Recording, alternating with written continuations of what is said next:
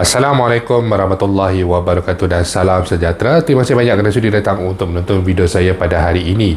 Dan seperti biasa, bagi mereka yang baru pertama kali datang untuk menonton ke channel saya ataupun mereka yang masih lagi belum subscribe, saya mohon jasa bagi anda untuk subscribe ke channel saya. Dan bagi mereka yang dah subscribe, saya mohon anda untuk kongsikan video ini kepada rakan-rakan serta ahli keluarga anda. Semoga apa yang saya nak kongsikan sedikit pada hari ini adalah satu perkongsian yang bermanfaat untuk kita semua, insya-Allah.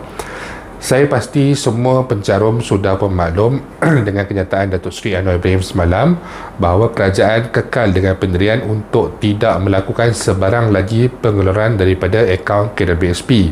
Itu adalah kenyataan terbaru daripada Datuk Seri Anwar Ibrahim selepas beberapa kali tuntutan yang telah pun dilakukan, disebarkan oleh pihak media, dikongsikan oleh pihak NGO melalui memorandum, referendum dan juga pelbagai perkara yang lain. Okey, ramai yang mengutarakan kekecewaan mereka, berkongsikan kekecewaan mereka dan berpuluh ribu meluahkan di sosial media sama ada di komen di media ataupun komen di Facebook masing-masing dan juga sebagainya. Okey, ada tiga perkara yang saya nak kongsikan sedikit pada hari ini. Yang pertama adalah berkenaan dengan kenyataan Datuk Seri Anwar Ibrahim, iaitu kita sudah menjelaskan dahulu.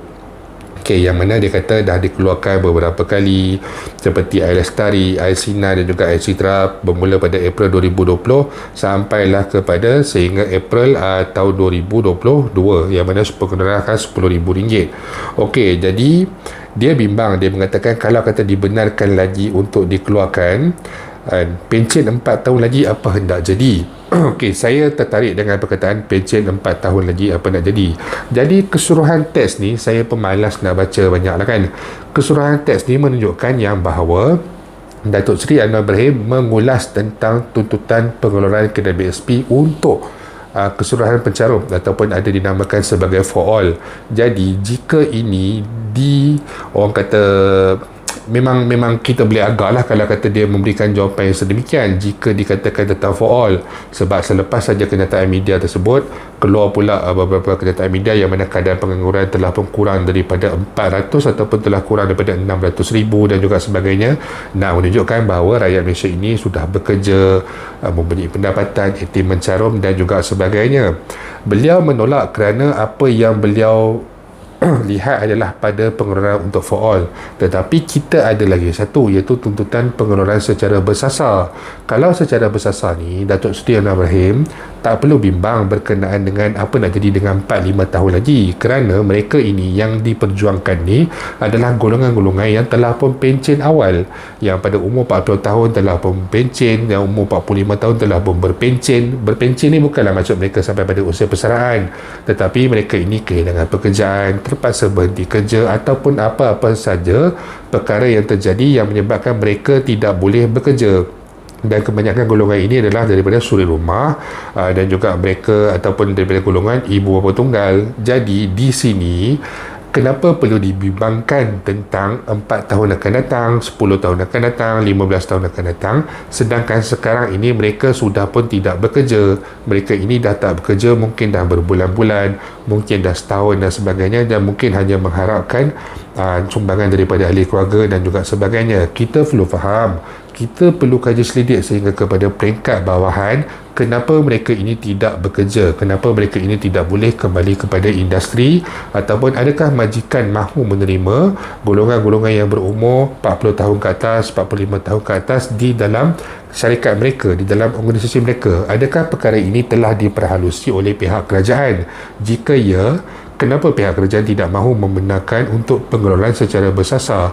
Apa kewajarannya bagi golongan suri rumah sebagai contoh yang sekarang ni berumur 47 tahun, apa kewajarannya nak dibiarkan wang KWSP dia sehingga pada usia 55 tahun, yang mana mengambil masa lagi lebih kurang 8 tahun?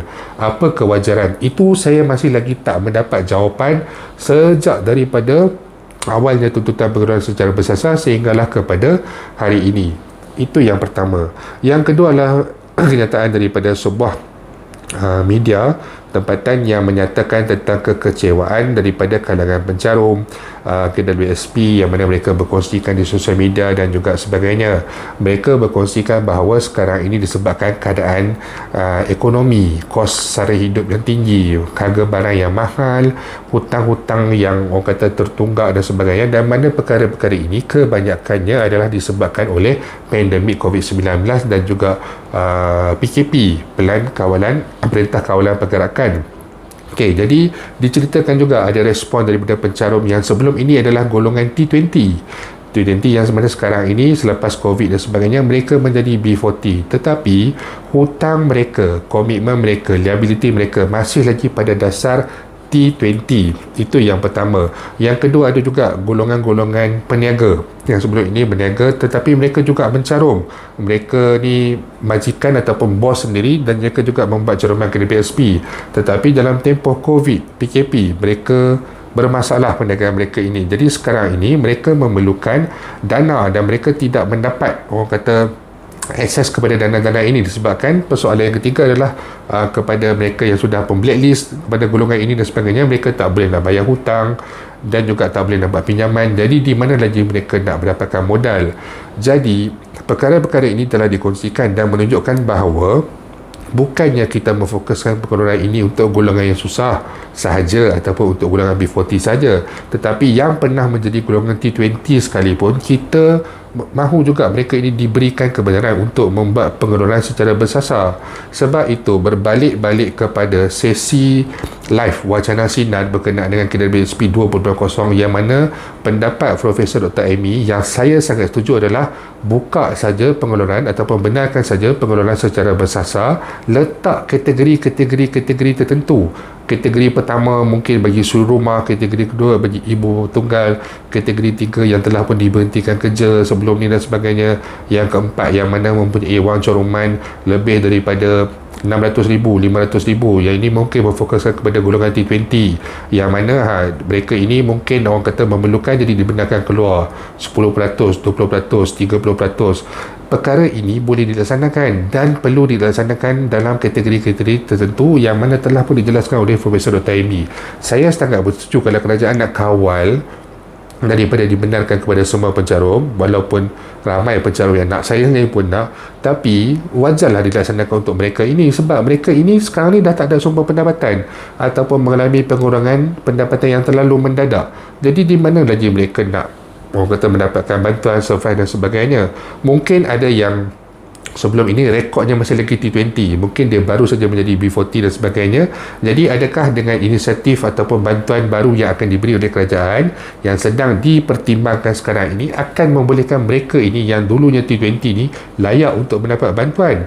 Sudah tentu mereka tidak akan layak mendapat bantuan sebab data yang masih ada di dalam lembaga hasil dan sebagainya adalah data yang terdahulu. Untuk STR, sumbangan tunai ramah pun masih belum ada sebarang data, orang kata, ruang untuk kemaskini, permohonan dan juga sebagainya. Jadi menunjukkan data yang ada ni ketepatan itu kita boleh katakan tidak tepat. Mungkin ada ramai yang akan tercicir daripada segala bantuan baru yang mungkin akan disadangkan oleh pihak kerajaan, yang akan diberikan oleh pihak kerajaan. Dan adakah cadangan kerajaan untuk mewujudkan bantuan baru ini benar-benar boleh membantu golongan yang bersasar ini seperti suri rumah, ibu bapa tunggal, mereka yang dah diberhentikan kerja dan juga sebagainya disebabkan oleh masalah kesihatan dan juga perkara-perkara yang lain. Ini yang perlu diperhalusi, ini yang perlu diberikan respon, dan saya kecewa kerana tidak ada sebarang pihak pun setakat ini termasuk kerajaan memberikan respon berkenaan dengan isu ini, melainkan Profesor Dr. Amy walaupun tidak menyeluruh tapi beliau bersetuju dengan pengeluaran secara bersasar.